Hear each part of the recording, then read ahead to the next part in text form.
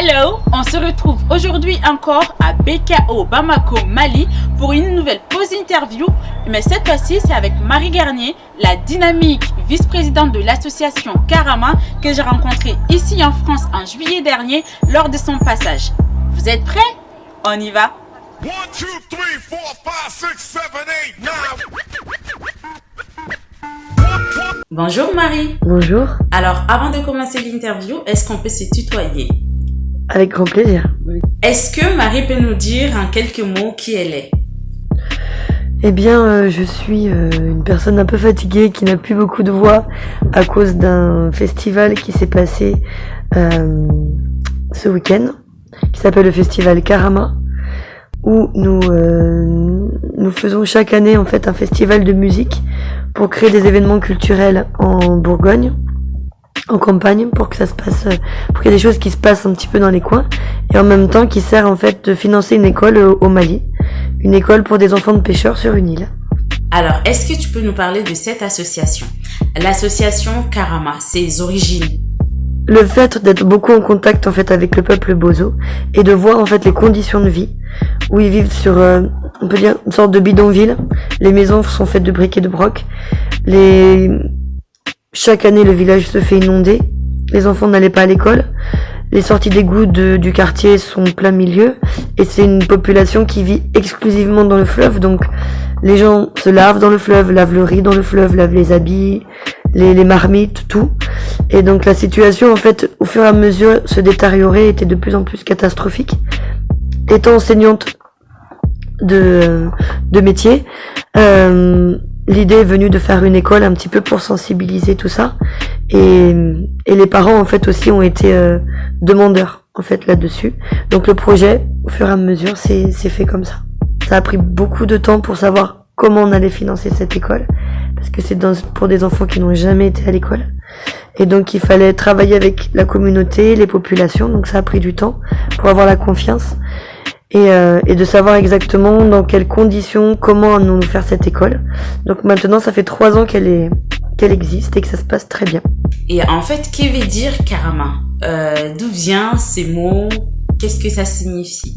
Karama c'est un mot bambara qui veut dire respect.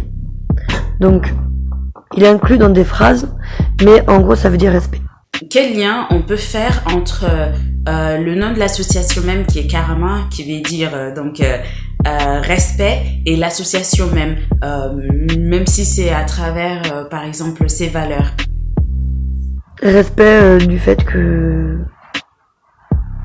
on est tous ensemble, respect de ne pas imposer quelque chose à quelqu'un d'autre, respect qu'on doit s'occuper des générations futures pour que ça s'améliore, qu'on est dans un monde où on a vraiment beaucoup de choses à faire, et que si chacun peut mettre sa petite pierre à l'édifice, eh bien on va la faire, et quoi de meilleur que de travailler avec les enfants et de leur inclure en fait des belles valeurs pour le futur.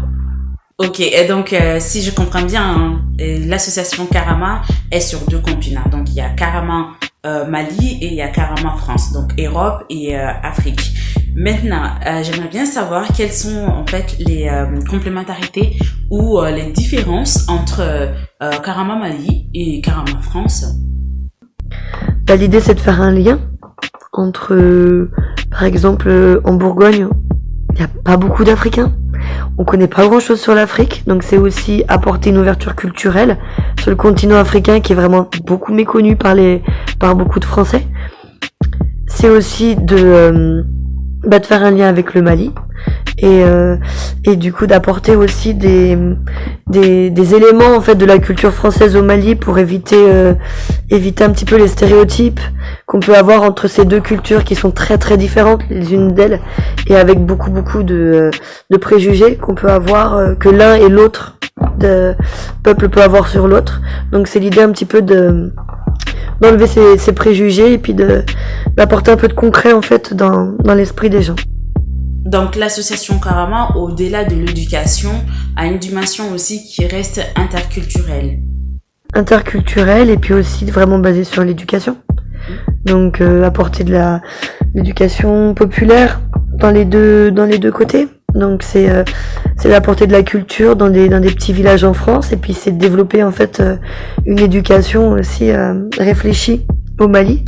C'est-à-dire que l'école Bozo, en fait, elle est sur une île avec une pirogue de ramassage scolaire qui va chercher les enfants chaque jour, du lundi au vendredi. Cette école, elle a le projet en fait de développer 3 axes autour de la pédagogie active, la protection du fleuve Niger, et d'inclure les savoirs locaux. C'est de valoriser en fait une culture en péril, la culture Bozo, qui la plupart des gens pensent que c'est une sous-culture, que c'est pas très intéressant, alors qu'elle a beaucoup de choses à offrir et à être valorisée. Donc c'est à travers l'éducation en fait de valoriser une culture. Les conditions dans le pays sont de plus en plus compliquées, donc l'idée c'est d'offrir une chance en fait à ces enfants-là, et en passant aussi par les enfants, on veut toucher les parents, et on commence à avoir des victoires. Voilà. Par exemple, de faire des séances pédagogiques sur les dangers en fait du ramassage de l'or dans le fleuve, avec tous les produits très très dangereux en fait qui s'y découlent.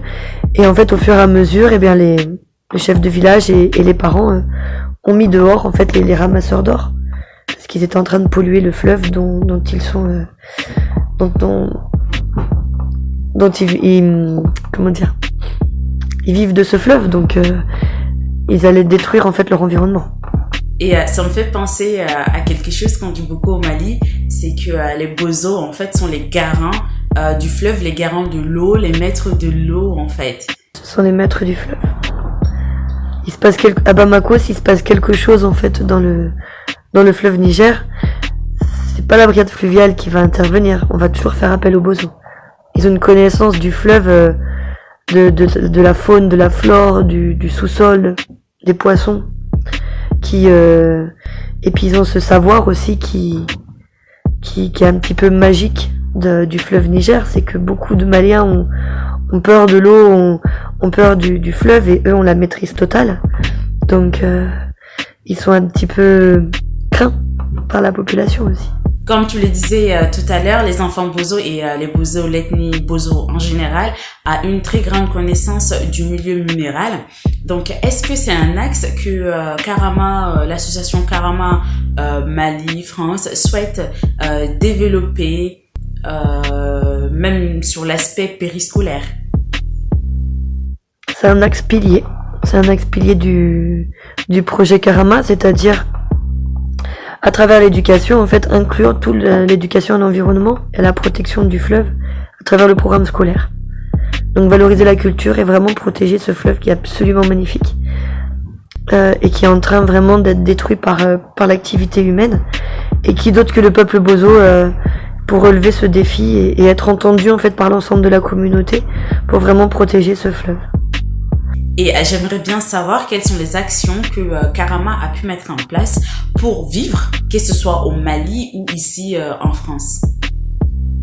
Eh bien, Karama France en fait organise des manifestations tout au long de l'année, en automne, à Noël. Donc on a soit des repas, soit des tombolas, des marchés de Noël. Ça va être aussi organisé des soirées théâtre, des petites soirées concerts. Une randonnée équestre, pédestre, cycliste, et le festival en fait chaque année dont tous les bénéfices en fait vont revenir à Karama Mali pour le fonctionnement de l'école. Actuellement nous avons 2 salariés, donc voilà. Donc nous avons 2 salariés, le piroguier et l'instituteur, et on assure les frais de fonctionnement, donc la pirogue, l'essence, le matériel. On a beaucoup de dons également. Mais voilà, pour le moment, on fonctionne comme ça. Voilà, et on est appelé à développer d'autres salles de classe d'autres salles de classe, et on a beaucoup de demandes en fait, on a une grande liste d'attente d'enfants. Donc voilà, on est dans cette période de développement. On peut dire que le projet Karama évolue de façon positive. Depuis le début du projet, en fait, on a eu beaucoup de signaux très positifs, dans le sens où la communauté s'implique de plus en plus. On avait des réunions à quelques individus au début, et maintenant on a l'ensemble des personnes en fait qui nous suivent au sein de la communauté Bozo. On a eu beaucoup d'implications de la part des parents d'élèves. Les enfants ne loupent jamais l'école. Pleurent même quand c'est le moment des vacances. Les petits sont demandeurs. Donc on a eu beaucoup de signaux positifs en fait de l'accompagnement de la communauté en fait dans ce projet. Parce que vraiment l'idée ce serait que la communauté gère entièrement cette école à la fin. Donc voilà, l'association Karama France en fait a beaucoup une cinquantaine d'adhérents qui œuvrent toute l'année en faisant vraiment des magnifiques actions qui vraiment donnent une incroyable énergie en fait pour que depuis 2012 maintenant, donc ça fait 8 ans en fait que les gens donnent beaucoup de leur temps et de leur énergie en fait à organiser ces événements. Et il y a vraiment tout autour en fait énormément d'actions solidaires, des parrains et marraines de cœur qui vont qui organisent en fait plein de choses pour l'association. Au Mali également, on a beaucoup de dons de matériel, beaucoup de dons de personnes aussi qui viennent faire des activités avec les enfants. On a eu beaucoup d'intervenants en fait qui sont venus faire plein de séances en fait avec les enfants. Donc c'est vraiment un projet collectif de France et du Mali. On ressent beaucoup que la dimension interculturelle est très importante aussi pour Karama, au-delà de l'aspect éducatif. Ce lien il est là. Ce lien, c'est il y a toujours en fait ce va-et-vient entre la France et le Mali autour de ce projet. L'école est même ils font de la correspondance. Donc la petite école Bozo de Lille correspond avec l'école du village de France. Elle est aussi elle fait partie du mouvement Roots and Shoots de Jane Goodall Institute. Maintenant, si on s'intéresse au gros du projet Karama, alors comment est organisée l'école même en fait Karama au niveau du Mali? À l'heure actuelle, on fonctionne avec 41 enfants dans une salle de classe en fait en classe unique avec plusieurs niveaux d'âge. Et donc l'idée en fait c'est de construire 6 salles de classe avec la possibilité du coup de scolariser les enfants de la première à la 6e année. Donc tout le cursus de l'école élémentaire pour les enfants. Donc là actuellement en fait avec le coronavirus, les événements culturels en France n'ont pas pu avoir lieu. Donc on est vraiment en recherche en fait de partenaires pour financer en fait ce projet et qui puisse devenir autonome, c'est-à-dire une école publique gérée par la communauté Bozo. Donc là on est vraiment sur cet axe-là et donc on recherche différentes coopérations, ONG, associations, partenaires pour en fait finaliser ce beau projet en fait qui a plein de beaux succès pour le moment et donc on va continuer sur cette lancée. Et maintenant, comment on fait pour contacter en fait l'association Karama pour les personnes qui nous écoutent, qui sont intéressées par le projet, par les initiatives de Karama, comment ils peuvent faire pour contacter l'association Karama? Donc vous pouvez nous contacter, on a notre site internet Karama Mali, notre compte Facebook. Vous pouvez aussi simplement m'écrire sur mon mail, donc mariegarnier26@gmail.com pour tout partenariat possible. Et voilà, l'idée c'est vraiment de faire du lien, c'est vraiment de construire un projet ensemble. Alors comme nous arrivons à la fin de cette interview, Marie, est-ce que tu as un dernier mot, un dernier message à faire passer aux personnes qui nous écoutent? Ce projet il est collectif, donc vous êtes les bienvenus si vous voulez faire partie de cette belle aventure. Merci. À bientôt. En effet, un très beau projet qui, au-delà de sa dimension interculturelle et savoir vivre ensemble, clôture ce mois consacré au Mali et à l'éducation. Et avant de vous laisser, n'hésitez pas à liker, partager, commenter cette vidéo. Restez connectés, on se retrouve la semaine prochaine pour une nouvelle vidéo inspirante. Portez-vous bien. Period.